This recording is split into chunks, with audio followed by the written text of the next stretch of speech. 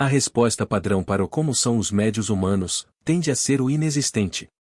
A suposição geral é que, devido a um acúmulo de peculiaridades evolutivas, nenhuma espécie de origem terráquea tem qualquer presença psíquica digna de nota. Isso é praticamente correto, pois atualmente você nunca encontrará um humano que iniciará uma conexão psíquica, mas funcionalmente não poderia estar mais errado. Apesar de sua total falta de quaisquer habilidades psionicas externamente identificáveis, cada ser humano que chega aos 10 anos de idade sem danos neurais significativos efetivamente passou por mais treinamento psíquico do que os agentes especiais da maioria das espécies passam antes de sua primeira missão. Para compreender melhor como a aparente contradição entre os humanos não têm capacidades psionicas identificáveis ou todas as crianças humanas foram submetidas a um rigoroso treino psiônico ou não é uma impossibilidade completa, é útil estar ciente de como o cérebro humano está estruturado. Ignorando uma quantidade significativa de detalhes, o cérebro humano consiste em dois componentes ou quase independentes, com uma certa quantidade de hardware de suporte que pode substituir funções superiores em situações em que respostas instintivas e instantâneas são necessárias. Essa divisão permite aos humanos uma série de vantagens ao dedicar certas áreas dos circuitos neurais a tarefas específicas, ao mesmo tempo que executam tarefas secundárias ao mesmo tempo. A imaginação humana é um exemplo claro disso, mas isso ficará para outra ocasião.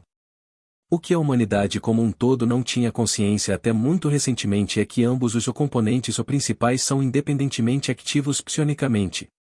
E quase exclusivamente, cada componente usa seus próprios psionicos para atacar alternadamente o outro componente ou se defender dos ataques recebidos do outro componente.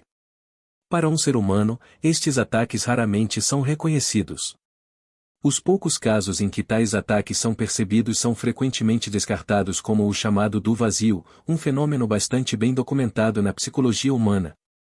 Dado que a componente psiônica deste fenômeno era desconhecida pela humanidade, uma teoria importante sobre a razão pela qual estes súbitos impulsos autodestrutivos ou violentos persistiram na humanidade actual foi que eles agiram como uma espécie de autoteste.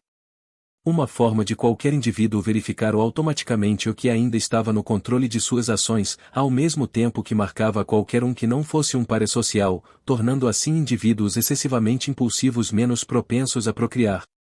Embora a teoria acima seja uma suposição razoável quanto à função desses impulsos, tanto quanto se pode observar, correta, esses ataques têm um efeito secundário. Uma vez que a mente humana está efetivamente sob ataque desde a primeira infância, os humanos, por necessidade, têm uma resistência totalmente ridícula contra ataques psionicos, com vários relatos credíveis citando uma vítima humana de tentativa de manipulação psionica, sem sequer perceber a tentativa de intrusão. Ao mesmo tempo, porém, a mente humana desenvolve ataques mais complexos e perigosos em resposta à sua própria resiliência cada vez maior. No momento em que um humano é considerado legalmente maduro, os ataques aos quais ele se submete sem saber seriam suficientes para adicionar um volume completo aos códices negros, uma característica que se aplica a todos os humanos que foram testados até agora. Como uma anedota pessoal e à parte, estive presente pela primeira vez em que a atividade psionica de uma cobaia humana voluntária foi registrada através de meios artificiais. A conexão durou menos de meio segundo antes que os recursos de segurança do gravador a interrompessem a força e iniciassem um bloqueio em toda a instalação.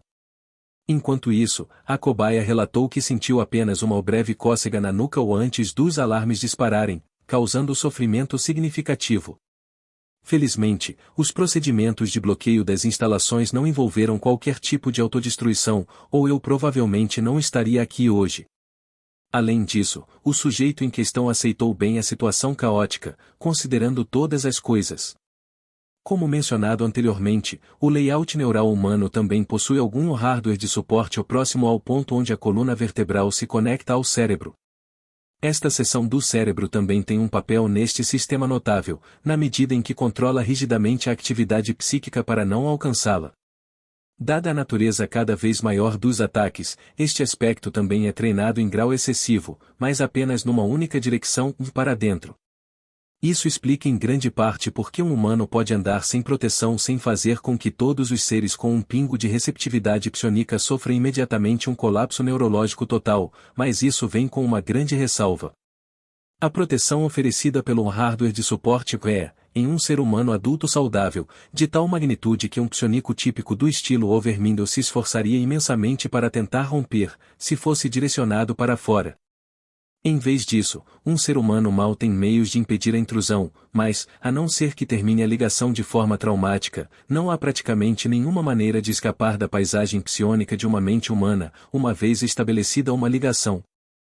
A combinação de todas as conclusões acima deu origem a uma teoria funcional sobre a razão pela qual os membros de uma determinada espécie, que não deve ser nomeada neste relatório, continuam a auto-exterminar-se violentamente no meio de reuniões com delegações comerciais humanas, ao mesmo tempo que retiram a moralidade destas indivíduos em questão.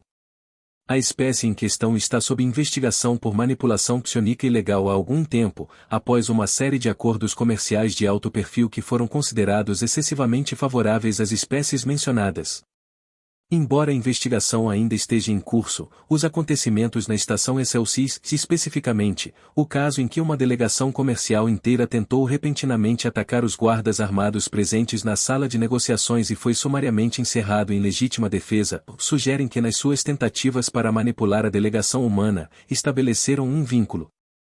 Por um lado, todas as suas tentativas de manipulação falharam, enquanto a quebra da conexão teria consequências que eles não seriam capazes de simplesmente jogar.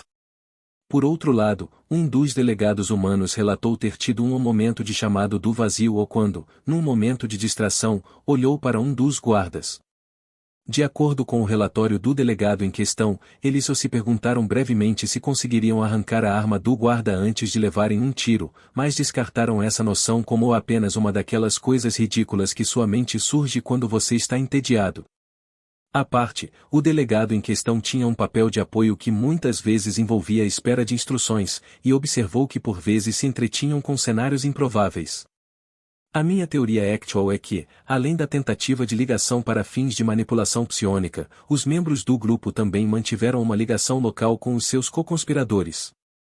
Quando o pensamento acima ocorreu, espalhou-se por estas ligações, até que um impulso subsequente anulou o autocontrolo da delegação comercial e forçou-os a pôr em prática a ideia, levando aos acontecimentos trágicos. A título pessoal, quero salientar que nenhum dos eventos acima mencionados esteve sob o controle consciente dos indivíduos humanos presentes no local.